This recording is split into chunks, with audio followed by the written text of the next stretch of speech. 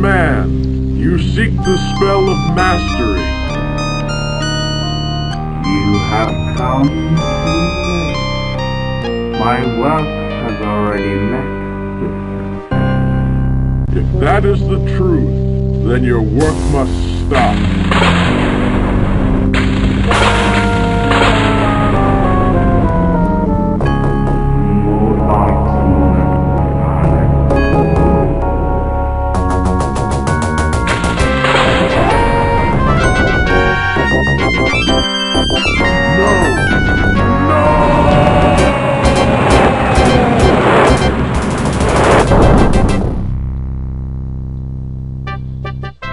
Welcome, dear apprentices, to my newest Let's Play. It's Let's Play Master of Magic.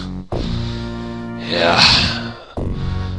one of my favorite games, or maybe the favorite game of all times.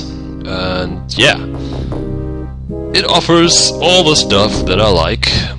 Strategy features, RPG features, nice setting, replayability, and so on and so forth. It's a true masterpiece, and yeah, let's get started with a new game. We can choose game options, quite comparable to Master of Orion 1. It's difficult to level, number of opponents, land size and magic, and I'm playing with max game options, so impossible difficulty level, 4 opponents, large land size, that is I think 25% of the 2 planes are covered with the land, and magic, this is strong nodes. By clicking the right mouse button we get explanation text almost everywhere, so magic intensity determines the strength of the magic nodes. Nodes are places of natural magic, and we can channel this magic after we've defeated the guardians. And yeah, we have 2 planes. We start on Arcanus, and there's a magic and even more fantastic second plane. It's called Mirror, but yeah, we have to gain some power to travel to Mirror. Yeah, powerful nodes produce 1.5 points of power per map square covered. You will learn soon what that does mean, and also the guardians are way stronger. Yeah, so let's select a wizard. We have 12 default wizards. As you can see, lovely old school pictures, and they specialize on certain spellbooks, and some of them have a special trait as well. But I don't want to explain yeah, wizard by default wizard, so we will custom our own wizard anyway, and I think we start as Jafar. He's like an Arabian noble, Arabian mystician? Whatever. And as usual I am keeping the name, so we are Jafar. And now it's time to make the most important choice of the game.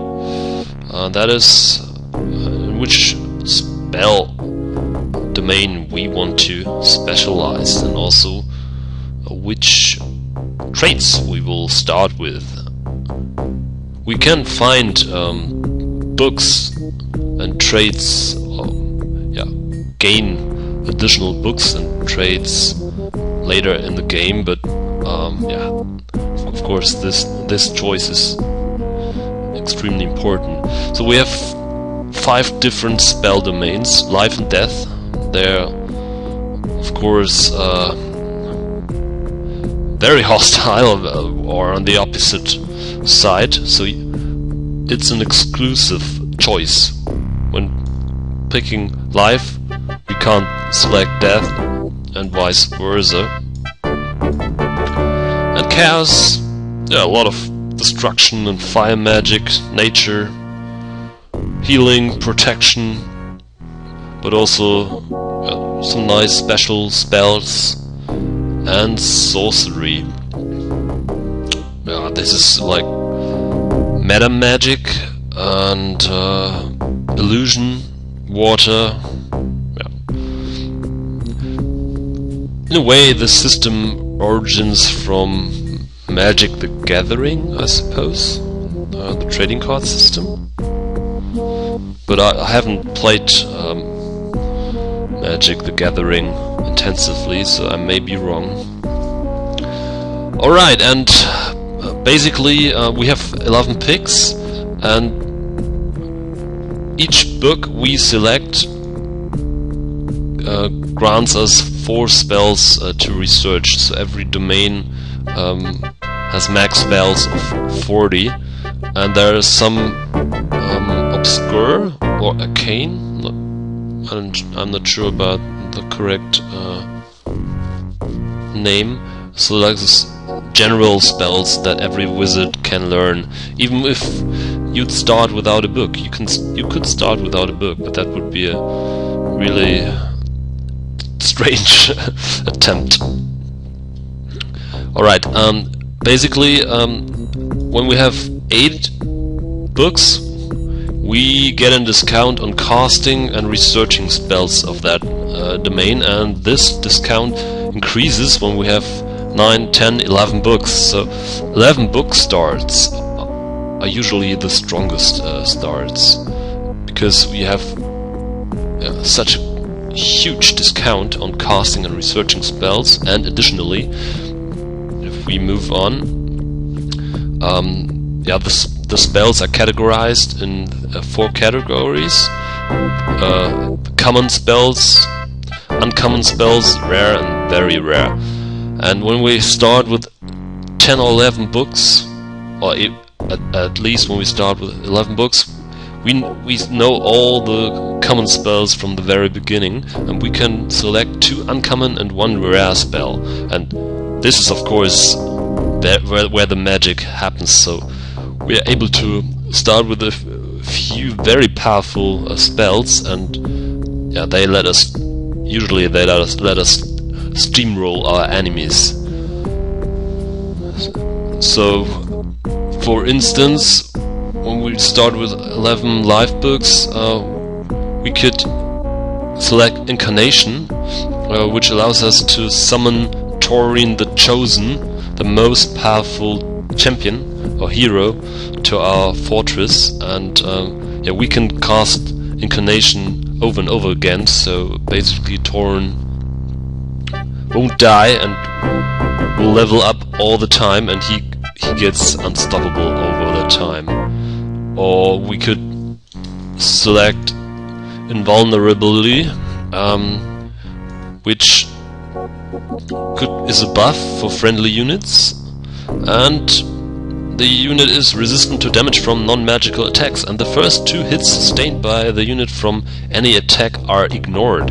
And we have like summon spells where we can summon creatures to serve our purposes, and also we can summon heroes.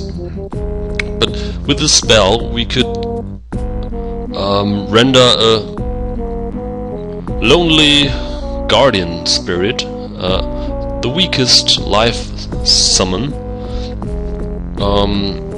nearly undefeatable. And so that would be another interesting approach. Or we could pick Stream of Life, turning an ordinary friendly city into a fertile utopia, and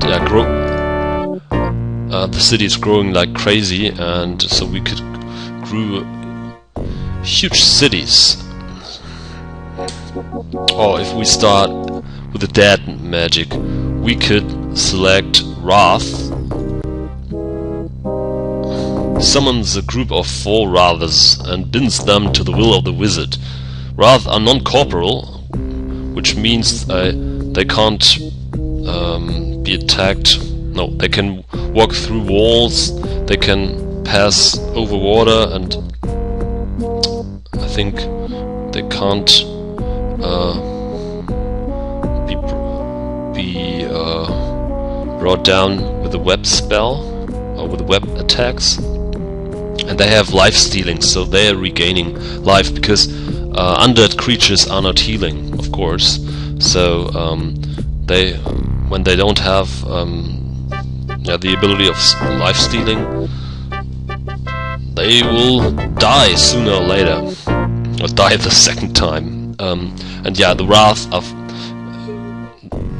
we could spread out or churn out wraths, and they usually allow us to control the plane, because basic units, started units can't match wraths.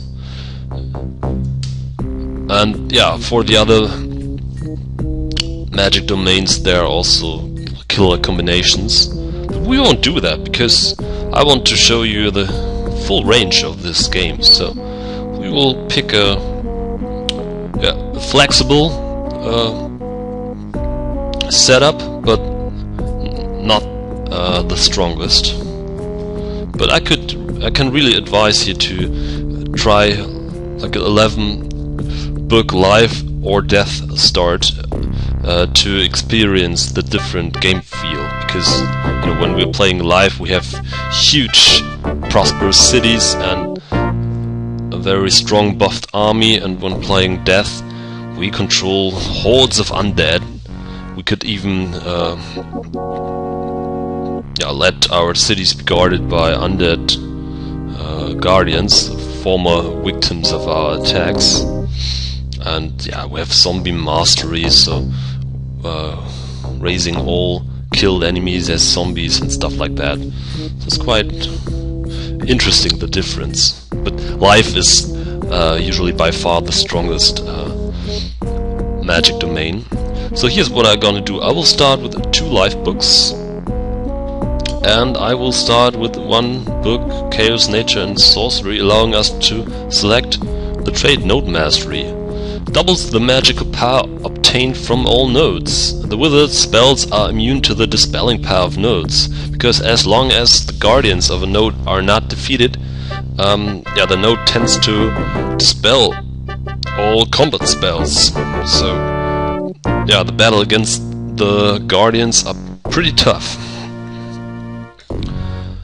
And I will select Alchemy as well. Allows the wizard to change gold into mana, and mana into gold. These are the 2 resources of the game in a 1-to-1 ratio. Instead of losing a half in the exchange process, and gives all units built in cities magical weapons. So we are more flexible, because we can convert gold and mana by will without losing gold. And the magic weapons are also very useful, because there are units which can't be hit by normal weapons. And also I think that gives a +10 to hit bonus.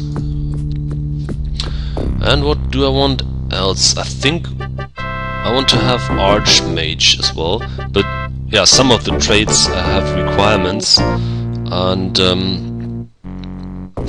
Archmage requires 4 books in a certain domain. So we could take 4 life, but your life is too powerful. So I'll go for Chaos. And now, as you can see, we could also select Chaos Mastery. Increases the wizard's Chaos spell research by 15. Reduces the casting cost of Chaos spells by 15. Makes it twice as hard to dispel the wizard's Chaos spells, and doubles the magic power obtained from Chaos nodes. So that would even would double the strength of Chaos nodes once again. So we have like 1.5 because we have strong nodes, and times 2 because we have Node Mastery, and even times 2 if we had Chaos Mastery, but I'll go for Archmage.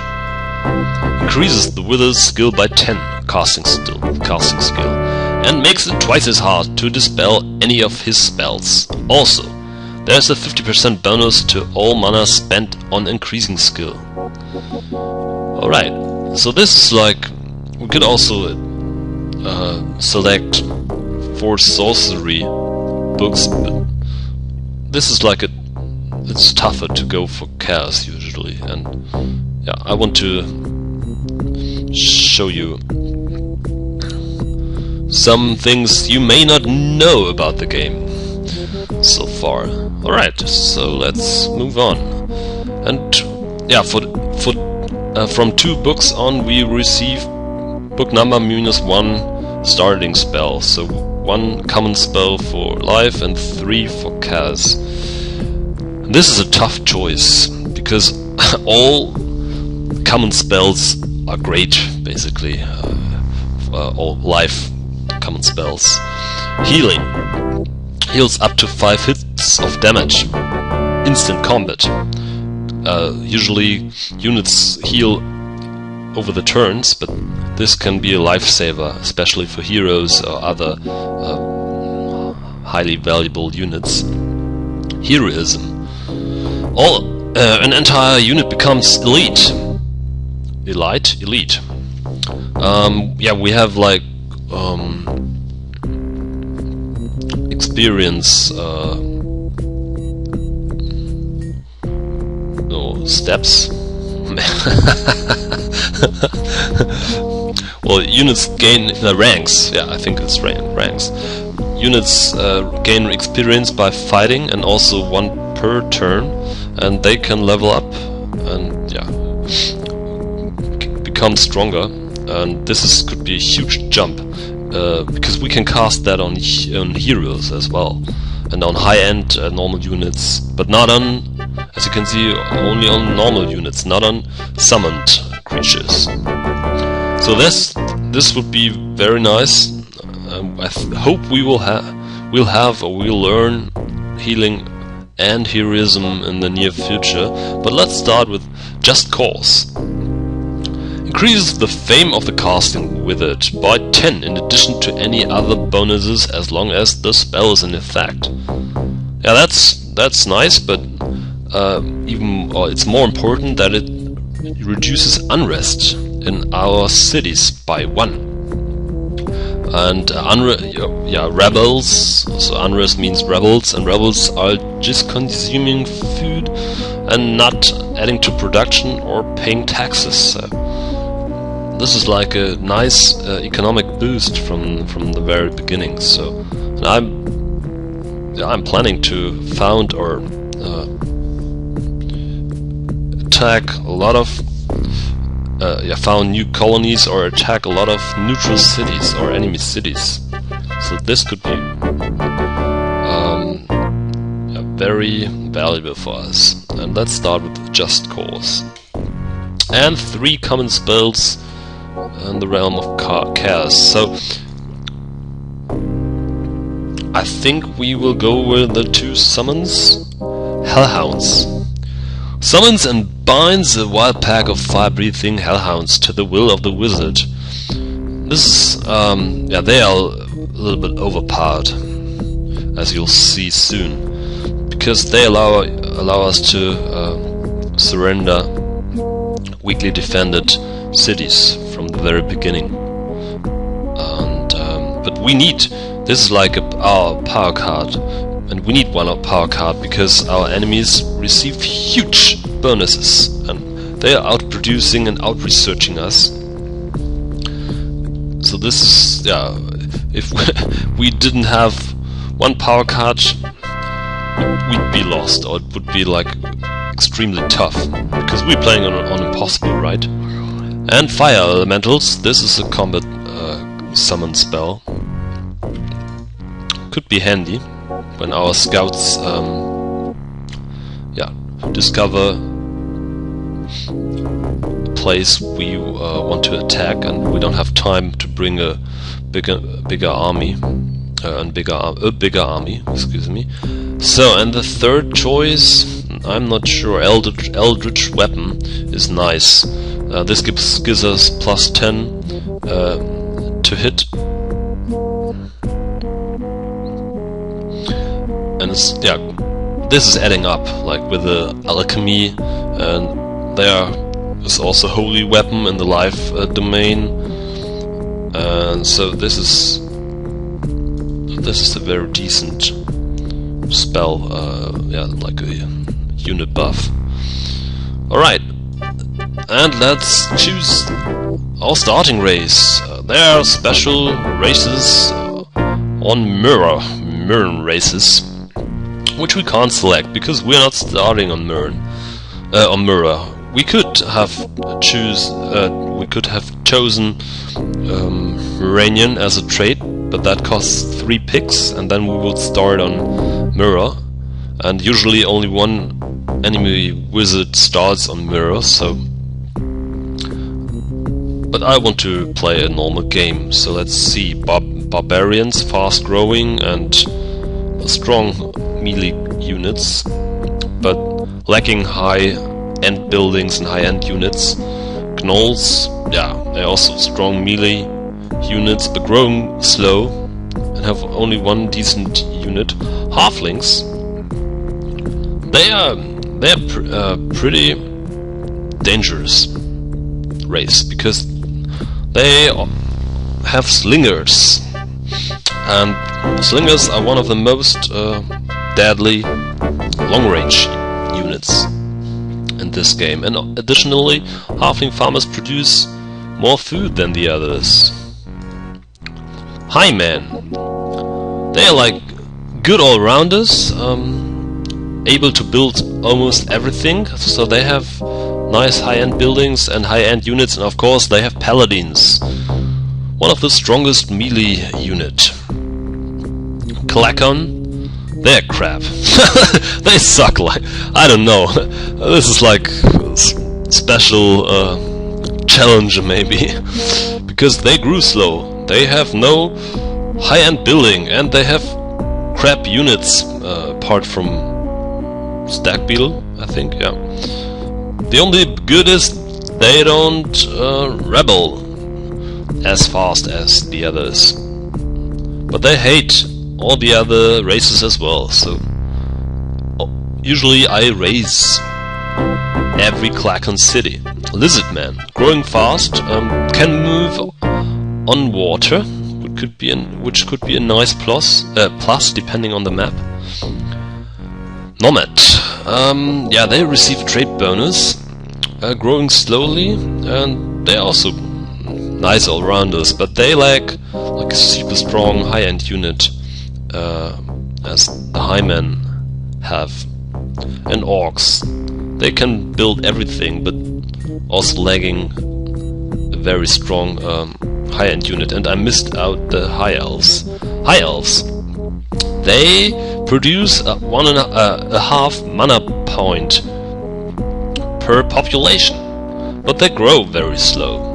And they have a nice, I have 2 nice high-end units, and they have Longbowmen, also one of the strongest long-range units. So, but I will start with the Nomads, because I like them, and they have a couple of nice units, and yeah, I want to show you a lot of stuff in this game. And it would be too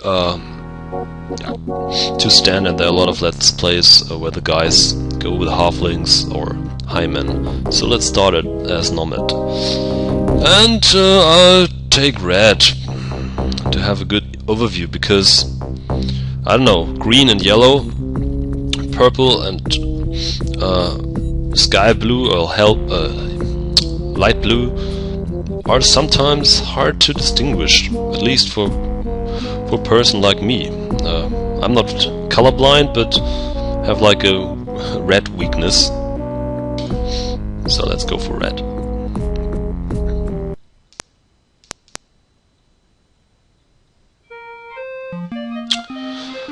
Name of starting city, it's Capua, and I think we have reached the end of the first video, so see you in the next video.